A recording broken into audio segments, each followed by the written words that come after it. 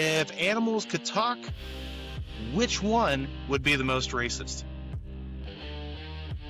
Well, I mean, definitely dogs, but I'm not even joking. You know, they're just racist.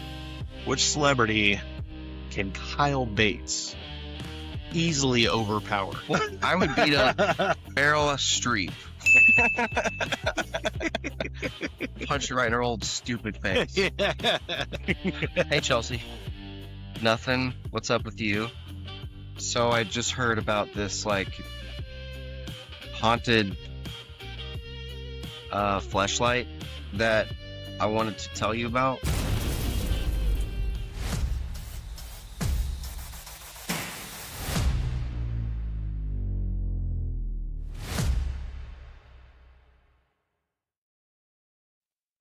What's going on, everybody? Welcome back to the THComedy Bus Podcast. I have here with me one of my favorite comedians, honestly. His stage presence is fearless. His delivery is absolutely impeccable.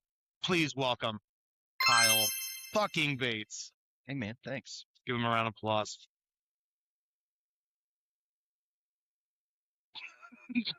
Yes. Okay. Thank you.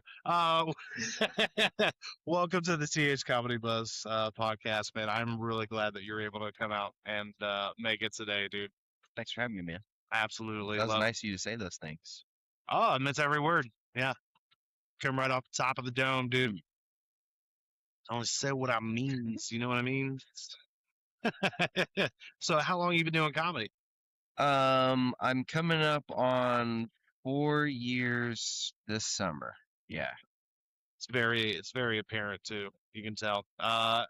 If you haven't seen Kile Bates out on stage, you have to. This man's an absolute machine. Kyle, what's your favorite spots to go to, like around here in Indiana? My favorite spots, I mean, like I did Helium last night, and Helium's a great club. Really is. And you get to sit behind the audience and watch, and just feel like a comedian, and just wish you could be there every night, you know. Honestly, yeah. And Nick's cool, the guy that runs it, and the comics there, Dion and David, they're cool guys, and they're good people to listen to. I like the Wit Theater also. The Wit Theater, I love it. Isn't it usually for improvisational? No, Thursdays they just do a stand-up open mic. Okay. And Ray Hensley runs it, and that guy's I think he's a really good comedian for like people starting out. Okay. To spend time around. Right. Because he's unabashed. I mean, he'll say ad nauseum about how important it is to people to network and to help each other write jokes. It's like going to school a little bit. Yeah, absolutely. I totally agree. Any kind of knowledge for any people who are wanting to start off, it's already kind of a hard game out there trying to figure it out. You know, it's like puberty. You know, trying to figure out who you are and in a really awkward kind of way, you know? So, yeah, I get that. And that's cool, man. I'm glad Ray Hensley's one of those people out there doing that. And then I got to give a shout out to Fountain Square Brewery. It's where I started. And I think they have the best room for comedy, like local comedy in the city. Absolutely. Dude, the stage is gorgeous. We've shouted that on this cast a few times. Absolutely. Yeah. And Bowden Bird has helped me a lot with that. And he doesn't know it, but he runs the open mic. He's far too humble to admit it. Exactly. He would never admit it. Exactly, man. He does, though. He does so much work up there, and I love the work that he puts into comedy. I love this pod. This is so fun already. I'm loving this. Cool, man. I'm glad you're having a great time. Yeah. I feel like it's very whimsical. This is going to be a whimsical podcast. I feel like I'm in good hands. Oh, you are. Good, rough hands, for sure. Well, all right, man. Check it out. I got my clipboard here,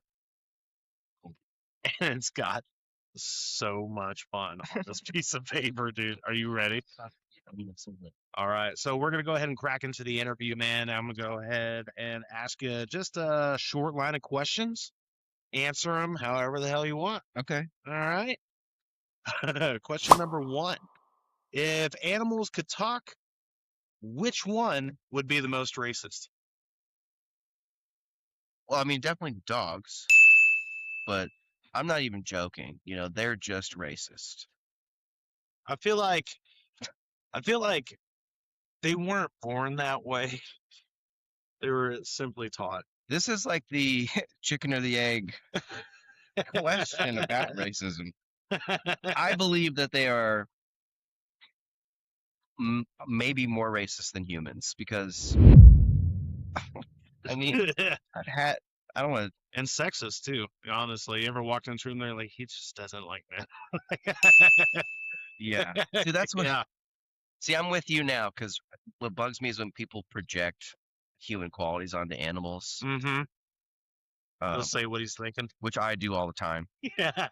You know, my cat will crawl up on me, and I'm like, she thinks I'm her mom. Dude, me and my friend, our cats will like kind of barely swat at each other. We'll sit there and try to decode if they're fighting or not for like a half an hour. Uh, and one's black and one is white, so it is definitely a race thing. Yeah. It's we'd like for them to coexist. That's why we named them Yin and Yang. Oh, wow. Okay. Yeah, but you know, it's a dream.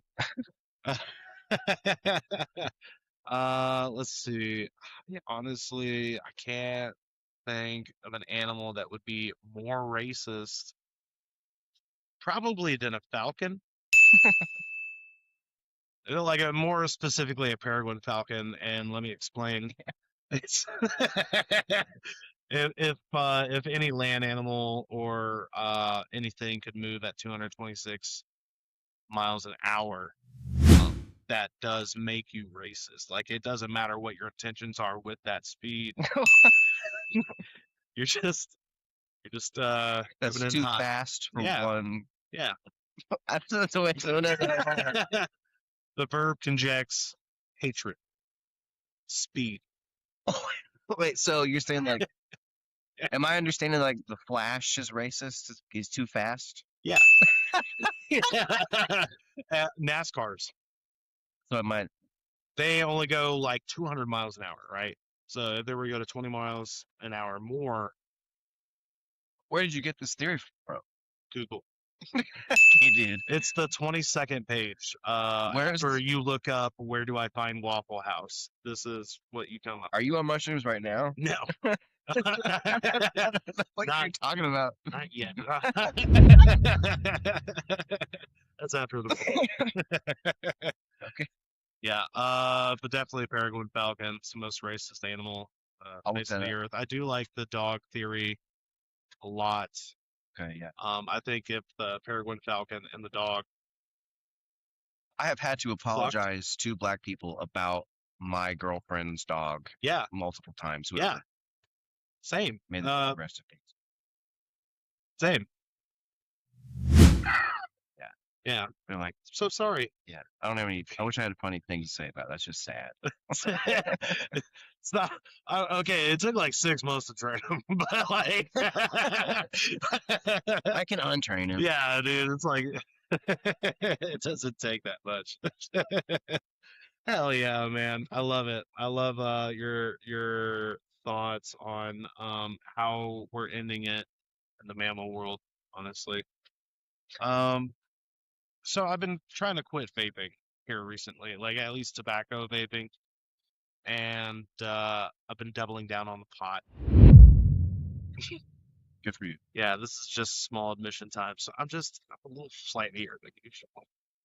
That's great. I'm doing the same thing with tobacco. I'm just like instead of smoking 5 cigarettes on the way to the mic, I'll smoke 2 bowls and 2 cigarettes. Ooh, I like your cutting it.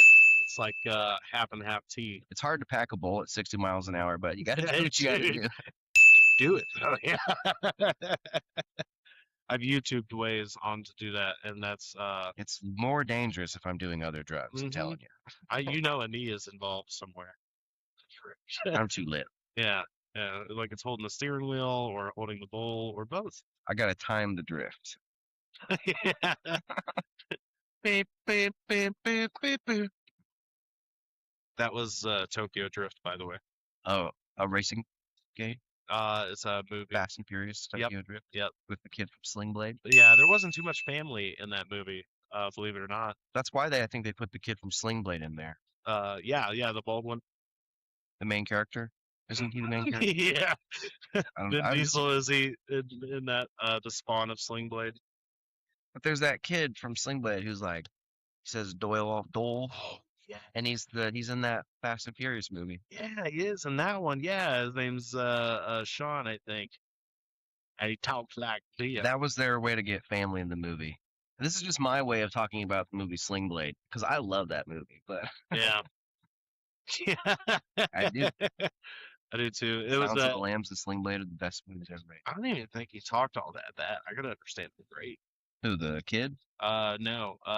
Billy Bob Thornton. Billy Bob Thornton's great in that movie. You know who's even better is J.T. Walsh. He plays the creepy pedophile inside of the penitentiary. That dude is he died, but he was really good at being a piece of shit. J.T. Walsh. He's great. Look him up. J.T. Walsh. J.T. Walsh. Shout out J.T. Walsh. The best typecast character actor that ever lived. Yeah. I'm serious. For real. It's like Girl from The Walking Dead. You remember when that show first came out, and it was like Daryl's brother, and you were just this Shane. guy so much. No, Merle lost his hand. Yeah, I'm Mary Poppins, y'all. Yeah, that guy. Fucking dude, that dude played a great asshole, bro. Oh my gosh, I was so invested into that show too. I never usually like gloss over anything. That show was the first season was great. That you remember that actor was in that fucking what was the Marvel movie that he was in? Yondu. He played that character. Why can't it? Yeah, this movie. That's Merle. Guardians of the Galaxy. I heard two old ladies reading a review of that movie in a newspaper at a Red Robin, and it was awesome. All right, buddy. You ready to crack into question number 2? Yeah. All right. If you had to fight a celebrity, who do you think you could beat? Not many. Which celebrity can Kile Bates easily overpower? Well, there's a bunch that I could, but like, who would I want to beat up? I think is the question. I don't want to beat up anybody, Tyler. You definitely. I don't know. Wee Man's pretty tough. Like that's usually like an easy go-to, but I feel like he's like he's really amazing with his pain tolerance. Well, he would understand. He'd like, I gotta do it. Tyler said you had to do it for this hypothetical question. So I'm like, I'm sorry. I don't want to beat up anybody. But that's a bad answer. I would beat up. But if you had to fight a celebrity, Meryl Streep. Punch her right in her old stupid face. Yeah. Devils are gonna wear a black eye by the time Kile Bates is done. Sophie's Choice wasn't that good. No, it was. It was a bad choice. No, she picked her son. She made the right choice. Oh my gosh. That's great. Meryl Streep, you're going down. We're actually setting it up right after the Jake Paul fight, whoever he's hitting up next. It's gonna be sick. Oh my gosh, man. Let's see. I think as far as celebrities go, they're all in better shape than I am. But I am a pretty big guy, so like, gravity does have my back. Let's see. Shit, I don't know. I don't even think I could beat up like Michael Cera. I think he'd probably beat me up. Wow. I feel like, yeah, he's got a little scrap in him. You know what I mean? Like he took. If I picked a fight with that dude, he'd be like, "This little dumbass tried to beat me up." What about Fogel? I could beat him up. Yeah. Yeah. I could beat him up. I could definitely beat up Fogel. Do you know that guy actually has like crazy voice acting skills? Have you ever seen like videos of him like changing his voice up and shit? No, I didn't know that. My God, it's crazy. I could definitely beat him up then. Like you hear his voice go like this, and they'll go, "Damn, son," like fucking ridiculously low, and you're like, "What the fuck?" It's insane. I He's a good love actor. it. Kick ass. Woody Harrel, no. No way. He'd whoop my ass. I could beat up Danny DeVito. I wish I had laughed when I said that. I think I could take on Charlie Day. I don't think so. He's scrappy, but He's I think I think I could get him in a hug. Yeah, but like, there's something about like the idea of fighting a guy who's married with children. It's like that dude has seen real life. He'll beat me up. He'll beat me up. But he's got plenty of reasons to live for it. He's gonna want to quit. Maybe he's probably tired. It's very Getting tired. yelled at, cleaned up. Yeah, he does look like he's on his 18th can of Monster. It's He's just old. yeah, like he's tired and wired. It's kind of great. He is the yin and yang. That guy's awesome. Love Charlie Day. Shout out Charlie Day. He'll watch the cast one day and be like, No, I'll yeah. kick his ass. I mean, I don't know if those guys did stand up, but you know, they're a good example of funny, talented people who can kind of do it all. You know, he's a great musician too. Yeah. I like his music. One of my favorite bands actually covers Dayman. Yeah. And they're a reggae band too, which kind of bugs me all up when I first heard it. I was like, it's the universe giving me what I need. I like the song, the I Like Patty's Pub song he wrote when he was locked in the basement or whatever. I have a friend who learned that on the guitar. Oh, that's sick. I love It's that. a beautiful song. It is. It really is. One song that's worth covering. I don't think a lot of people really give it enough love. Sweet Victory from SpongeBob. Hmm. I feel like that needs to be in more things. I need to listen to it. We can't play it or you won't get it. It's true.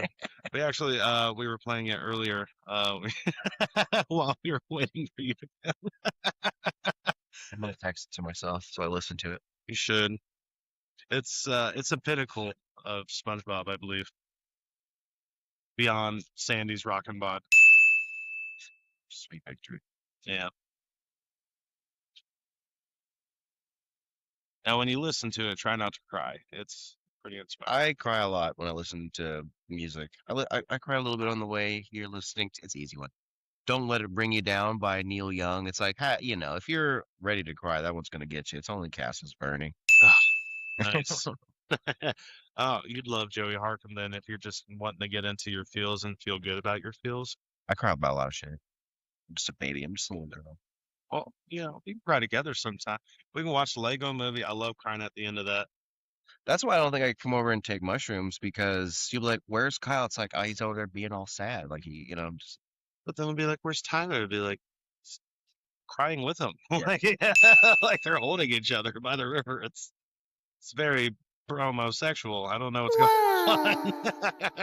I think it's good to take mushrooms like once a year or something for me, or just like in general for a person. Mm-hmm. It's like a celebratory thing, and like it's just for me. I think of it as like it just kind of nudges you into sort of the eye of the hurricane that's your life, and you're not really caught up in the things going on. Because like when you're tripping, it's so easy to be like, why doesn't everybody just like stop? You know, and just like for a minute. yes, for a minute, and but they don't. And Yeah. then when the drugs wear off, because like what happens to me when I trip is like towards the end, I'm like, I'm gonna keep this feeling. We're not gonna lose this shit. And the next day, it's like, you know, Yeah. I'll be so humble and peaced out after like a really intense acid trip, and then I'll go to work and someone will complain about something stupid, and I'm like, "Oh, bitch, go away!" Like I'm trying to keep my inner peace. yeah, You're really that, fine with it. yeah. Oh man, I love it. I love psychedelics too. One of my favorite things to do when you can find it. It's kind of hard when it's. I'm not gonna name any names, but someone was telling me about they had made. Maybe I shouldn't say this. Made a disposable DMT cartridge. Oh, you can say, yeah. I've Okay. tried one of those actually. Did you get to blast off and meet Dead Space Kings? No, but I did lose a minute, like an You actual lost a minute. minute. Yeah, like a conscious minute. I tried. I had some It was DMT, very weird. and I was trying to I think you need 2 people there. I wouldn't recommend doing DMT by yourself unless you have the pen, It's nice to have a space holder for sure. Like because you someone to can't load the make sure. thing quick enough to Yeah, keep hitting it, basically. absolutely, man. You get some of that mimosa bark root that you could definitely not get on a Mayan soap website. Um, Man, the last time I smoked DMT, I had this thing where, like, when you're tripping, I always get this when I'm tripping, and I'm like, oh, I should go outside, And what's funny about DMT is the second you get outside, shit, it's over. Oh, turns out I never even stood up. It's not like that. I brought the outside in. That's That's what great. DMT is like for me. It's just like it was like a nice, quick acid trip. Oh, Acid trip. That's good. you gotta break through next time. It's incredible. Gotta pack it faster. Yeah. I gotta have somebody there packing it. Mm-hmm. Just fuck. It is pretty dope, man. You kind of like you're out for 15 minutes cold. Like you're I don't know, man. I think I might be done doing new drugs. yeah. Well, this one's kind of old, but New for me, new. Heroin has been in the '60s or whatever. No, I don't. I'm so stupid. thank you. Thanks. Got robots chiming in. The clock was like, settle down. I guess that's a good reminder to go ahead and touch up on the next question here. Since we're talking about heroin, this is a good segue. Who touched you? God damn, dude. Like, In a way here? that inspired you to do Oh. comedy. Well, I was gonna say he's in jail now, so I can name names. I'm just kidding. Did he do it? Allegedly, but who inspired me to do comedy? Yeah. Who touched you in that way? I mean, the main comedian that I always followed was Louis C.K. Mm. But that's just like saying your favorite band is the Beatles. That's kind of like saying your favorite Pokemon's Charizard too. But I really do think, I've listened to like every episode he was on Opie and Anthony, and I've watched Horace and Pete lots of times, and his show Louie, and the guy's a real, even though he's a masturbating guy or whatever, he's a real artist. Yeah. And it's a career worth following. And comedy's different now, where it used to be this thing where it was like behind the curtains, nobody talked about it. Mm-hmm. And if we had then what we have now, which is comedians like talking, workshopping every little thing they do. Oh, yeah. So that's the person who I've listened to the most. George Carlin is really influential. Early, like Dave Legend. Chappelle, Killing Them Softly. Oh yeah. I think is like an important piece of comedy, and It really is. That guy really shapes the way I think in a lot of ways. He did. He really, he took the box and tore it up. He explained shit to people that they had never heard before, that were young and old, about just like our society. That's so cool. Yeah, no, I was a huge fan of Dave Chappelle even back in the day before my understanding of comedy. You know what I mean? Like whenever I just watched stuff like The Audience, I was enthralled. I loved it. I couldn't stop laughing. Watched every rerun type shit. You know what I mean? Like Yes. it was the best. And then everybody's like, "Oh, he's sold out" or some shit. I was like, "So what? He did amazing, dude. Like let him be him. He's a great mind." And then Netflix started to become a thing, and he's like, "Oh, no tether, let's go," And he started to come back, and it was like, yes. He started delivering that legendary shit, dude. And it definitely was inspiring to watch him just be so natural with it and have thousands of people just captivated by his every word. You know what I mean? And how smart he was with it, not only to be funny, but to be topical, and in a way that was relatable to both sides. Mm-hmm. A lot of humor really involves a lot of politics nowadays, and it really splits the room. and it's unfortunate. That's why I try, like, with my comedy, I try to edge those kind of things so that way, both sides can be like, okay. Yeah. You know what I mean? Because he understood that. He thought about that before it even started. And so, yeah, like Dave Chappelle, Yeah, Dave's great a example. genius. George Carlin, incredible example. Louis C.K. George was good at taking unpopular ideas and making them seem really reasonable, Mm. anti-religion and stuff like that. One of my favorite bits about it from him is about saving the planet, Mm-hmm. and just the absurd notion of humans and just like the idea that like pollution is killing the planet, and when reality all we're doing it is making it uninhabitable for humans. And same thing there. The guy just shaped how I think, Yeah. and I like the way he touches on human arrogance Mm-hmm. and self-importance. And another comedian, I feel like I just talk about these people all the time, but Jordan Jensen is a current comedian who I think is like, yeah, I think if you want to watch somebody who's at the cutting edge of like what stand-up is today, Yeah. I don't think you can watch somebody more skilled at comedy than she Jordan. is, or one of the best to ever, I think. I went and saw. I got tickets May to see her, May 8th. But Shit, that's awesome. those are my faves. Patrice O'Neill, because Rest in peace.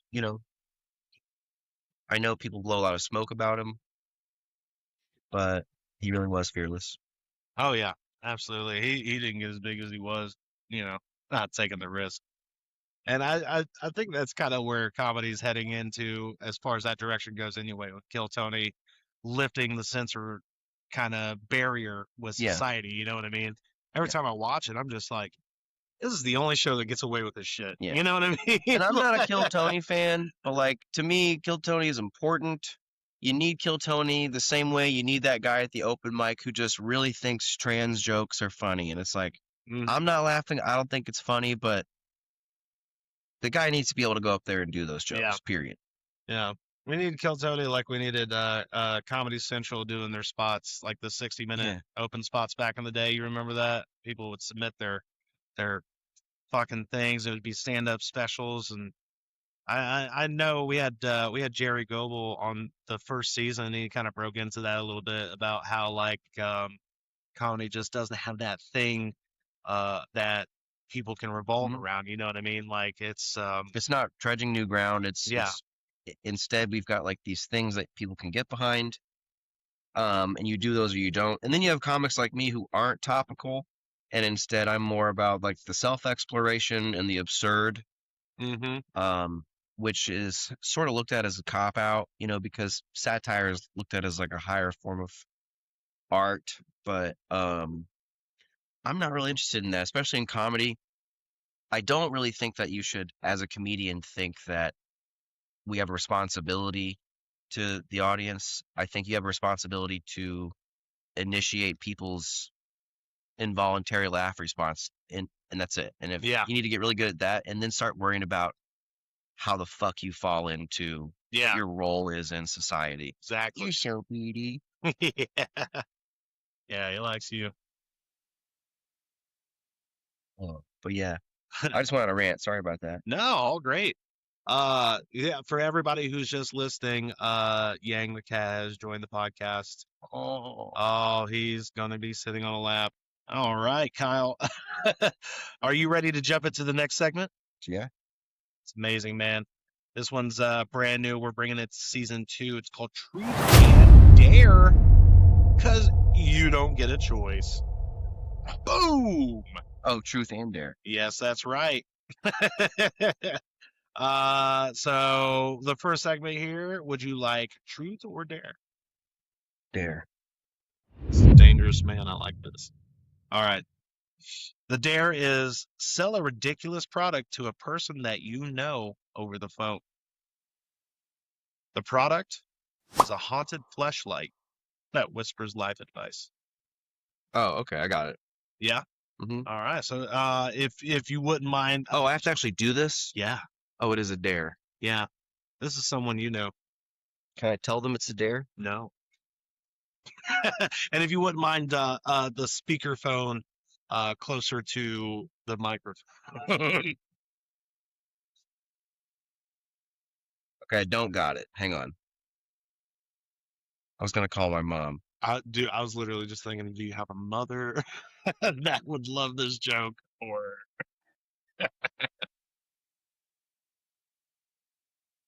I can't do that to her. my mom would love it. She'd I be got like, one. I'll take two. No, sure. Dude, all the people I know that I could sell this to are out of their minds. It's probably good that you try it then. Can I tell them I'm on a podcast? No. If you want to leave the element of surprise, you can. If not, whatever convinces them to buy it. They know it's me. I get that. Hey, Chelsea.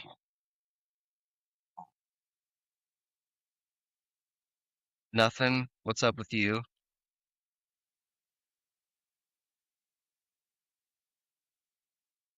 So I just heard about this like haunted fleshlight that I wanted to tell you about. Okay. And like I know it sounds like I'm being a creep, but you know, I have one, and when I fuck it, it gives me life advice, and like that's kind of always been our thing, and I thought maybe you would like it. I'm okay. I don't really need one. Okay. Well, I tried. Can I? Yeah, and now that absolutely. and I'm on a podcast, and I'm sorry, I had to do that as a dare, and they're like, call someone you know and try to sell them a haunted fleshlight. So please don't think I'm a bad. Oh, okay. Are you on a Kokomos? Are you on the comedy bus? What are you on? I'm on the bus right now. Yeah. Oh, awesome. Have a good time. I hated Hey, that. I want you to know I what's hated doing that. I want you to know I hated. Thank you so much for Oh my God, participating. I have your phone number, and you answered. I'm such a. Well, how about we talk later, and I'll make it up to you. Sorry about that. I'm sorry about that. Thank you so much, Miss Chelsea. You're amazing. Love you. You're good. All right. Bye. All right, bye. I would have led with the whole if she ordered now, she would have got double the value for $9.99. I used to do sales too. I fucking flubbed that. Hey, it's okay. Let me You know call her again. what? No. You're just at the top of the calling list, so we gotta make sure we get some clients. Can I pee before we do the truth so I don't piss myself? Oh yes, please. It's actually a really good time. We're at about 30 minutes, yeah? Perfect. Yeah, we'll go ahead and take a break and we'll be right back. What's going on? Thanks for holding out just a little bit longer. We're back. And it's time for viewer questions. Boom! This is the part where we actually have people that watch the show sometimes and call in and ask our people questions. How cool is that? All right, so I'm going to hand my clipboard over here to my producer, Jeff. Thank you so much, Jeff. And he's going to get the first caller ready for us, okay? All right. Who we got first on the list there? Got Kevin King. Kevin fucking King. Let's check it out. Kevin King, my man. For the people who don't know Kevin King, he was actually on the very first episode of the THComedy Bus Podcast. He runs the Slight Night and Roast Battle events over at the Helium Club now. Whoop, whoop. Yep. Moving on up. Kev is affiliated. Absolutely a beast. Yep. He started the roast show.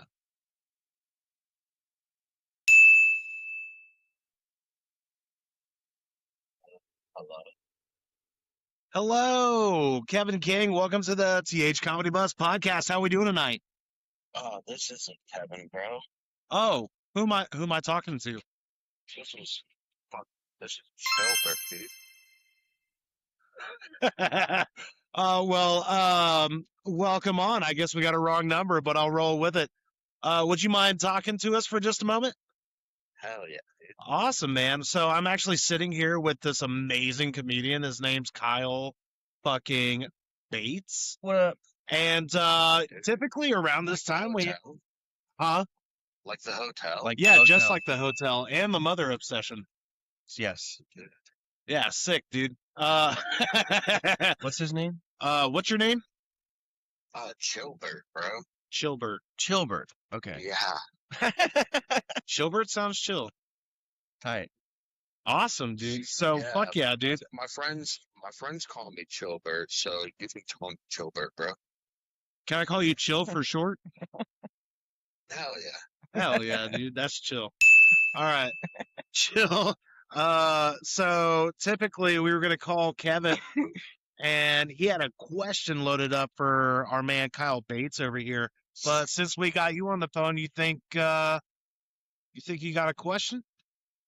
Yeah, dude, I have a million questions. You have a million, dude. If you could file it down to like one. All right, dude. So, like, let's see, you're a comedian, bro? Yeah.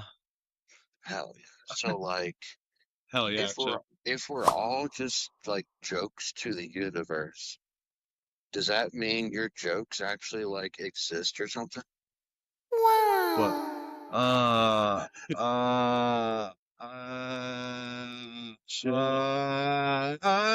Chill, you're giving us an existential crisis. Oh God. Kyle Bates is phased into everything. Okay, maybe that's too deep, bro. Bro. All right, maybe do you ever forget your own punchlines sometimes? Because, like, I was laughing at something earlier.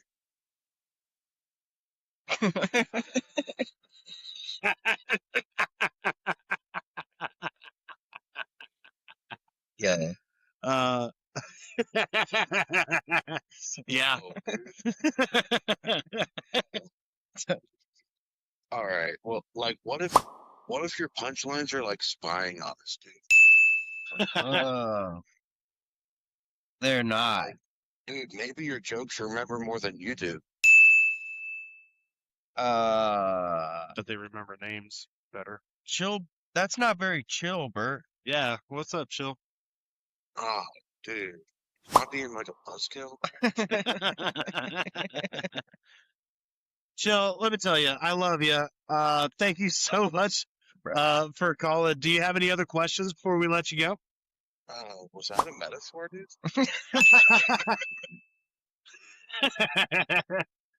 It's exactly what you wanted it to be, Chill. Yo, Chillbert rules. Chillbert fucking rules. I'm getting a t-shirt. Oh, dude, speaking of that, you ever think about cheese? Yeah.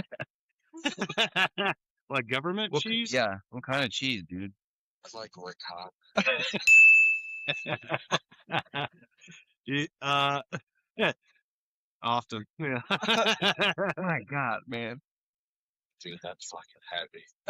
I think about it in layers if I'm being dead honest. I'll look at good Monterey. Monterey sounds like the stripper that I lost my vape to last night. Dude, that's sick. Well, she had COVID. Dude, That's that's a bummer. it was actually sick. Oh, dude, that was a metaphor. No, metaphor was her sister. You're fucking blowing my mind. Well, Chilbert, thank you so much for being on the podcast, man. I guess we'll try Kevin King at another time. Potato chip. Ah. Yeah, we got to dip like a potato chip, my guy. I love you so much. Love you, Chillbert. All right, bro. I love you too, man. I hope you find that Kevin dude. Oh yeah, we probably will. Maybe. All right, bro. I love you. Bye. I love you, Bye. man. I like that guy. He's like ricotta cheese, you know? That fucking got me. Ricotta got me. I don't know what that was. You had that ready. You ever forget your punchlines? Yo, all the time, apparently. I love it, man. All right. Jeffers, who we got next on the list? Next week, Coming up. Evan Ham. Oh, nice. Evan Hammonds. Evan Ham, I told you one of his jokes earlier. Yeah. Absolutely. Evan was actually, what was he? I think he was episode 9 of the season 1 podcast. We had him, Matt Babcock, and Mason Foxler. Look at me Oh. remembering names. I'm so proud of myself. I remember, yeah, when Matt went on there. That's my little comedy brother, my comedy little brother. Shout out Matt Babcock. Man, shout out Jeff for holding his hand up like Like he's a in G. trouble at a Catholic church, dude. Off your tattoo. Yeah. Thank you, Jeff. Hello? Hey, what's going on, man? Welcome to the THComedy Bus Podcast. I'm Tyler, and with me is the legendary Kile Bates. Hey, Evan. Oh my God. What's Mom, going get the phone! Get the phone!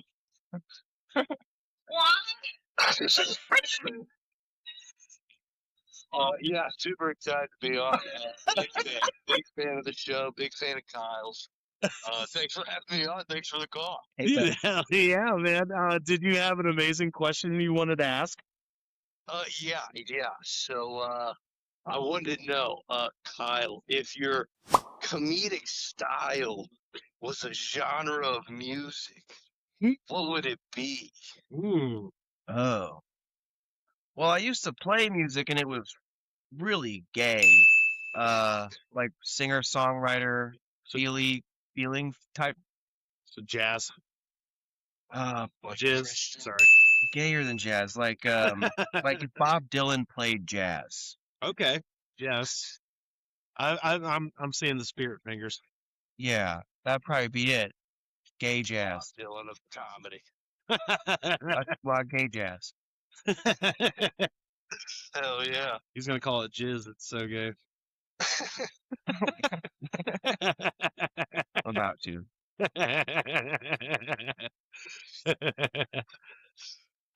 an amazing genre. Gay jazz. I think mine would that'd be be death metal beautiful. from How Much I Bomb. Evan, I bombed so bad at Fountain Square tonight. I'm just kidding. No, I did. No, I don't believe it. I did though, but it was all good. Sorry, this is a private conversation. I blame the audience. 9 times out of 10, it's their fault. Yeah, they just don't know what's funny. Yeah. Like, look it up, you know? No, they know what's funny, and we're trying to find out what's funny by talking to them. Nah, dude, they're a bunch of dummies. They should have laughed, dude. I agree. I agree. Highly agree. Yeah. Sometimes you gotta ask them a simple survey and check out the IQ of the room before you get on stage. I liked the guy with the tambourine. Oh my god. If your Dude, favorite some show's people Grey's are Anatomy, great. get out. It's true. Hard to follow a tambourine. That's like saying it's hard to follow a guy with a gun in his mouth. I hate that tambourine. And we all know what I'm talking about. I love that guy with the gun in his mouth, though. He did really good. Way funnier than the fucking tambourine guy.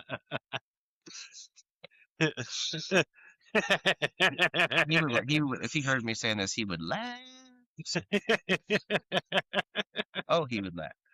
Oh man, Evan, thank you so much for calling, or actually just being on standby for the calling list. You're sexy. You're amazing. Yeah, for sure. Happy to do it. Thanks for calling. It's fun. Thanks for your question, man. It was amazing. Yeah, appreciate you. Bye. Love you. Peace out, man. Much love. Hell yeah. That was tight. Hell yeah. We actually have a special guest. I know this last person, I forget their last name, but their first name's Mario. I'm not quite sure. This is actually like a completely random person. I don't know who it is. Oh, really? Yeah. So, Do they But just know maybe- you have a comedian here or something? yeah, like I like to post, ask this comedian, Okay, cool. and then they'll be like, they'll directly message me and be, put me on. Tight. All right. That's what's up. So, I like to incorporate random ass motherfuckers. That's very, very cool. I love I love it, dude. All right. Jeff, whenever you're ready, let's give Mario a call. Jeff's getting a raise, for his his Catholic punishment he's had to keep going through. You ever had to do that? You know what I'm talking about? at work. It's like Catholic school. If you got in trouble, you had to hold a book in your hand. And you had to hold it out. You had to keep it there, or they smack your hand with a ruler. I have to do this for a long period. Oh, hello, Mario. Welcome to the THComedy Bus Podcast, man. How we doing tonight? Good. How are you guys? Are you sure you're good? Yeah, Mario Van Poodles in the sewer. In the sewer. I love it. Okay. What? All right. Well, we have probably one of the best comedians in all of Indiana. We have Kile Bates here with us tonight. What up, Mario? And Mario, I was under the impression you had a very, very awesome question to ask him. I didn't know it was coming from the sewer. Yeah, it's coming from the sewer where I'm at. My movie's coming out this weekend about my life. Mario movie. Nice. Oh, the Mario based Galaxy? on me. Yeah, so that's my life. You're pumped, I bet. I think that's just what you see from the sewer fumes. How do you get reception in the sewer, Mario? Yeah, I was quite curious about that as well. Since 1989. Oh. Do you have? Oh, do you have So what's going on? How are you doing though?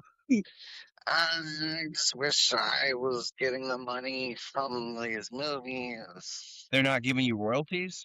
No, my life. I'm with plumber. I go to the pipes. Are you affiliated with Nintendo at this point? I've sued Nintendo, but not with real lawyers, like sewer lawyers. Sewer lawyers. What are Those are the best. Interesting. Yeah, it was a Killer and Killer. Oh yeah, Arms League.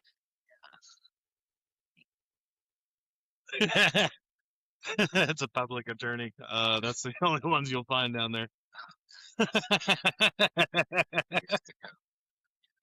All right. Mario, well, I would like to go ahead and thank you. You're like a Army veteran at this point from everything you've done. Yeah, let's go. Fuck yeah. You got a question for Kile here?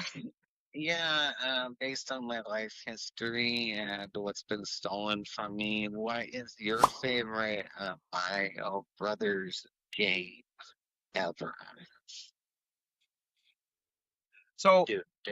I'm stuck between Super Mario World and Mario 3. Oh, yeah. You can the third one, that was part of my life too, where I would just duck it down for a long time and I'd become invisible. Yeah. I do that now. Kelly. Mario, I have a question for you. Who is your guy? Oh yeah. Well, actually, there's mushrooms that go down.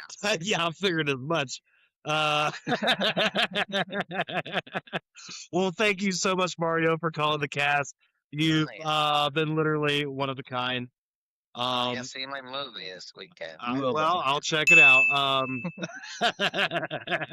So I appreciate you. Good luck, man. I hope you get paid. Yeah, and I hope I hope you're okay. Yeah, thank you. I'm going to sleep in the sewer now. Cool. Much love, Mario. You have an amazing night. Good night.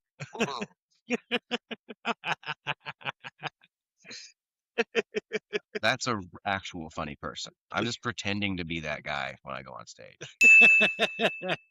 Well, it's an actual person as far as I know. Yeah. It's completely. Thanks for saying all these nice things about me, man. Dude, well, yeah, absolutely. I don't, I'll try to get too many people on here I don't like, and I'm gonna be like, "Here's this piece of shit." Welcome. Or not, I don't know. This is imposter syndrome or something, but it's very nice. Thank you. Oh my goodness. All right. I think we're gonna take a quick commercial break. Awesome. Welcome back, dude. We took a small break, and right before we did, Kile Bates actually called up a very dear friend and probably sold one of the top inventions of 2026. So we are going to touch base with her and get that I'm gonna touch base credit with her card information. later. I apologize. All right, man. You ready for the truth portion? Yes. Oh, here it is. Now, with the truth portion, try to be as raw as possible. Okay. This is absolutely the only semi-serious point of the podcast. Is stand-up therapy or just a way to avoid it? Well, I don't know that it's either. You wouldn't classify it as like a way to kind of compensate for something? Well, I think it can be. I think stand-up is a calling. And I think some people are just, they learned to think and talk in a way that is what is essentially funny. And because anybody can do anything. Yeah. But some of us, when we get up there and we do it, it's the bee's knees. You know, it just makes sense. Yeah. I use it therapeutically. Like, I think if I had a therapist, they would say, like, this is what you should use stand-up for. But I'd say it's closer to therapy than running away. Yeah, absolutely. No, I totally agree, man. Calling it hard. 4 years old, I heard my first joke, didn't even understand it, but seeing people laugh when I told it was addicting. So definitely, I feel that calling aspect. That's an absolutely amazing way to look at it. As far as using it for therapy, I've heard of other comedians definitely using it to kind of get over anxiety or kind of face like some of their inner demons, turning tragedy into comedy. Yeah. Um, And I do that. So maybe it is. It's like, those aren't, I mean, that's Louis again talking. Those are just Louis's ideas, I think, really, but like it being a calling. But I really have felt that. It's given me a tremendous amount of identity. It's like, you know, I tried to be a lot of things in life, and the sum of all my parts really made it so that this works for me as a absolutely. thing to do. Yeah. Dude, and no doubt for like being in it for 4 years, just like, and just sidetracking a little bit, you know, just in comparison. I know they say comparison is the thief of joy, you know what I mean? And I try to take that wholeheartedly whenever I see someone who doesn't do as well or something like that. But I think where you are in your 4 years is absolutely fucking phenomenal. Like, there's no doubt in my mind that you are going to be headlining shows before you know it. Well, thanks. I gotta get a lot better first, but thanks. No, yeah, your dedication is exactly why I wanted you on this podcast, dude. I try to get people on here that like try to bleed and sweat and just breathe this shit. You know what I mean? It's really important to me, and I feel like it's an art, and the people I bring on this bus also treat it as an art. So I really appreciate your time here, and definitely you're gonna do great things, man. Thanks. I can tell for sure, and hopefully we'll do great things together. I'll just see you in all these other fucking states. It's gonna be amazing. That's another reason you should get a bus too. Touring's easier. Everyone lives in your car when you're broke, so get a car. You know. I ought to, man. I can't. Yeah, it's pretty sick. You get a minibus, you can park it anywhere, dude. It's kind of great. Awesome, man. Well, check it out. We finally made it to the news. That's right. Okay, that was all serious. Now we're gonna be fun. That is true. We're gonna lift it up just a little bit. I know truth time. It's it's imperative. You know what I mean? We got to get a little raw, just to let the people know what's really going on in your mind. You know what I mean? Mm-hmm. I love changing the aspect to being to where I take people away from what they lean on, you know, like either they got a birthmark or an accent or something like that. I try to steer them away from that just to see what's in their little comedic mind instead, you know? And yeah, I love that about people. So fucking A. I forgot where I was going with it. Again, kind of quit smoking. We've been smoking a lot of weed. on the breaks. Yeah. A lot breaks. of weed. It's been great. A lot of weed. It's been great. And thanks. Thanks for joining me on this. Thank you for having me. All right. There it is. Oh, this is so cool. This is cool. Now, in the world of news that's been so depressing here recently, I try to look up news that's a little on the brighter side. So I really hope you enjoy this bit. I personally have not looked into this story. I try to keep it a surprise for both of us. So Okay. we are going to go to YouTube here. Viral phenomenon in Argentina has young people identifying themselves as animals.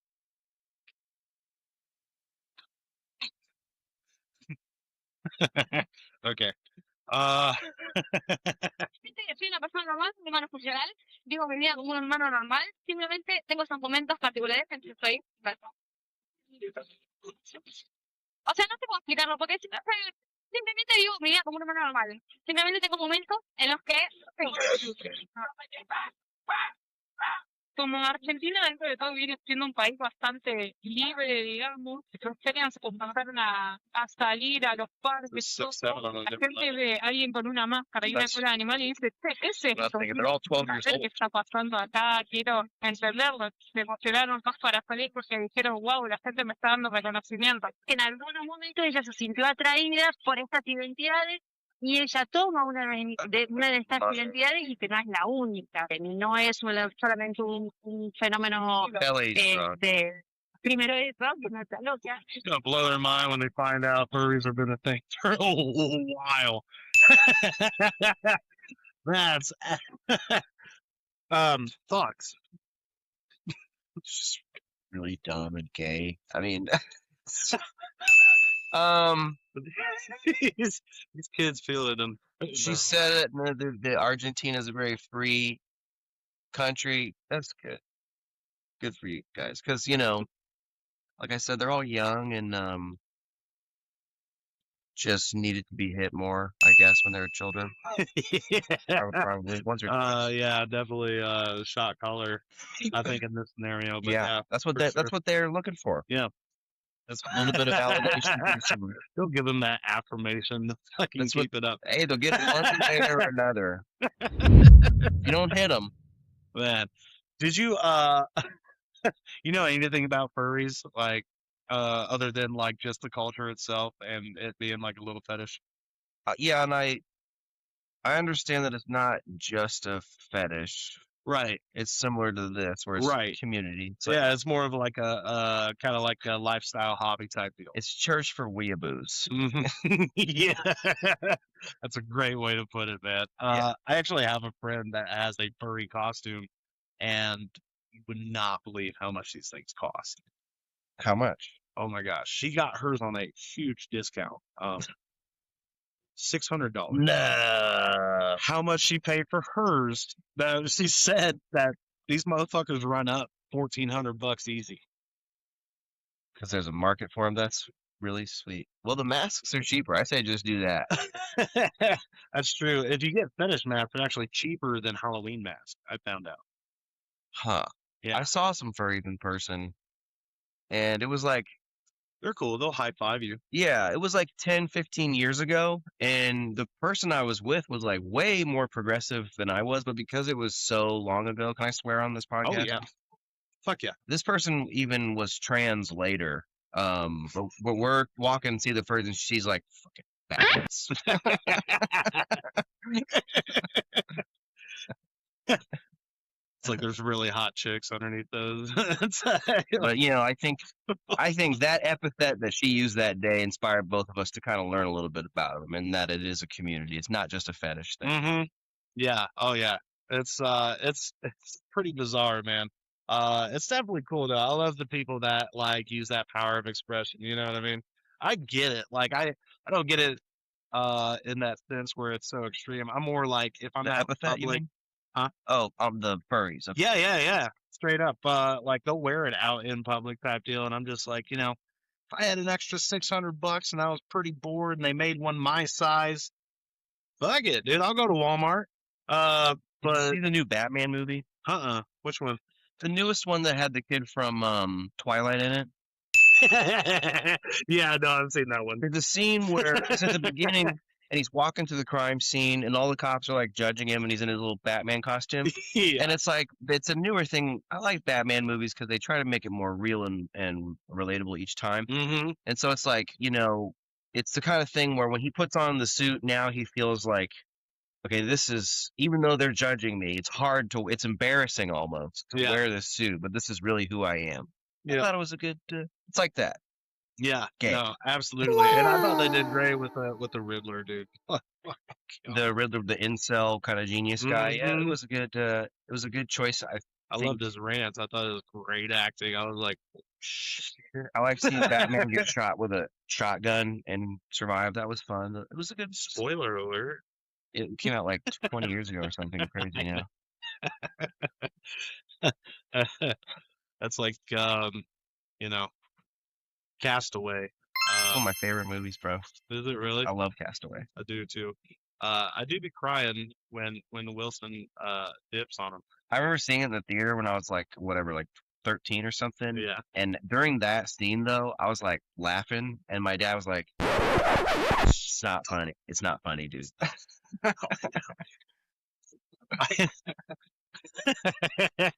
had a very bad case scenario of that when 9/11 happened. Are you doing another Falcon thing? No, Okay. this is very true. It was like 5th grade, and I was stuck in fucking computer lab, and I didn't know why. Like, the school was on lockdown. We were like, oh, okay, fuck yeah, I got my work done, playing games. I went home, right? No knowledge of anything. I get home, my mom's like crying on the couch. Yeah. And I'm like, what's going on? She's like, oh my God, Tyler, something horrible happened. There was an explosion. And then I ripped ass, dude. It had hang time. And I was like, that's an explosion. Man. And she went, no, Tyler.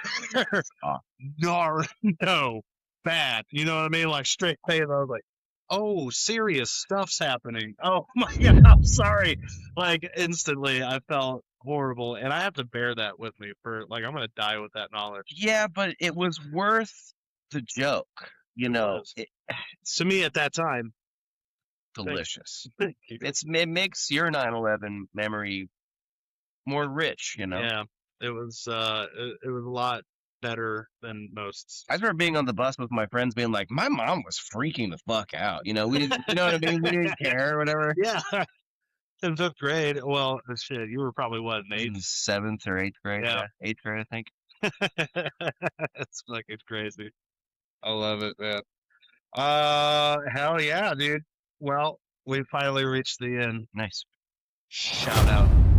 Oh my gosh, dude. This is actually one of my favorite parts because this is where we get to focus the whole spotlight right on you, dude. You get to tell everybody here what you have worked on, what's out, and what's going to be coming up in a couple of months. Okay. Well, the open mic every Wednesday at Fountain Square Brewery. Please come and watch or try comedy. It's a good room. If you're a comedy fan at all, there's a local scene, that you can come and watch comedy pretty much every night of the week somewhere. You get on Facebook and look for us. But absolutely. I don't know. I just kind of started headlining, so I don't know if you're watching. If you think I'm funny, called it. Yep. Follow me on Instagram. Eventually, I'll have like a YouTube page going, and I've got a recording of myself doing my first headlining set. So I'm gonna start releasing content soon this year. Good. You gonna get like a special going? Yeah, I'm gonna try and release something like I shouldn't be saying this on a podcast, but maybe I should to create accountability. But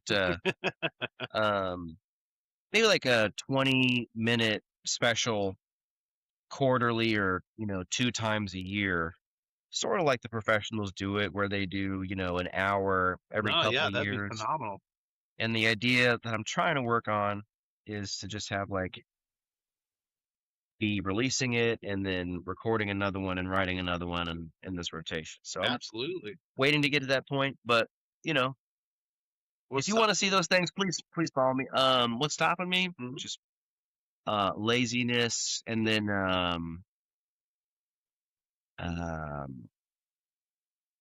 mean, I had to quit drinking a few years ago, but honestly, man, I've been waiting for a long time to bother with putting myself on social media.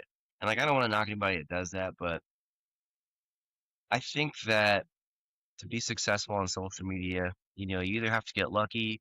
Consistency is a good thing. You can consistently put anything on there and get views, but you got to have quality content. And by quality content, I mean you have to have good jokes. You got to be good. Like, you got to be good at stand Gotta up. be good. That's why I waited to start going to Helium until I was like 2 years in before. So I was sure I could do 3 minutes. Yeah. And it would be not just 3 minutes, but it would be a good 3 minutes. Right. And so I'm at about 30 minutes of not just stand up, but what I would call like something that's fun, actually would leave you walking away being like, that was fun, Love Kyle. Yeah. So That guy was great. I'll have my dates on my Instagram for sure coming up. You can usually see it on my story and stuff like that. But just give me a shout out if you have, I guess I've never done. Usually podcasts aren't as like guest centric, so that's it for me, I guess. No, I love it, man. Well, thank you so much for being on the podcast again. Your presence is absolute sunshine. It's nighttime outside, but it could be brighter here. So. Well, thanks for having me, man. You too. Absolutely, dude. You've been amazing. Thank you. Fuck yeah. And until next time. Peace.